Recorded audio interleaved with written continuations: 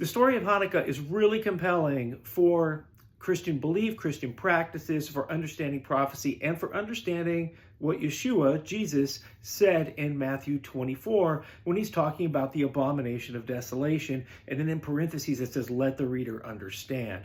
What he's actually telling the people there is something awful is going to happen that had just happened in history. About 170 years before his day, there was this time where the Greeks were kind of invited into Judea, but they were kind of invaded as well. And they prohibited the Jews from observing the Sabbath, from observing the diet, from observing the Torah. And they forced them to adopt paganism.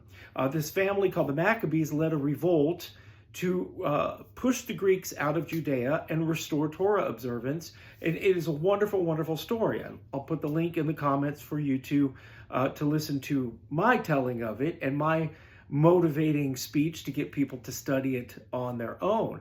But what's really interesting about this is the big problem was the Jewish people throwing off their identity and throwing off the Torah and adopting pagan ways was very bad up until the time of Christ. It was a horrible thing. And then we're told that Christ came and ended the law.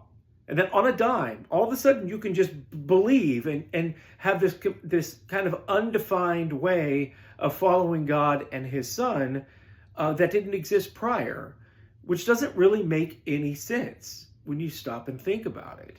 What does make sense is that there's a cycle of falling away and repentance and turning back to God that continues to happen. And the story of the Maccabees is actually a microcosm of the ultimate plan of salvation. So I hope that you guys can give a read of the First Maccabees in the Brenton translation. Maybe give a listen to the message that I will link to in the comments here, and dig into the story of Hanukkah. Because it's very compelling and very interesting if you want to understand Christian eschatology, because the best way to know about what's going to happen in prophecy is to have a really good handle on the things that have happened before.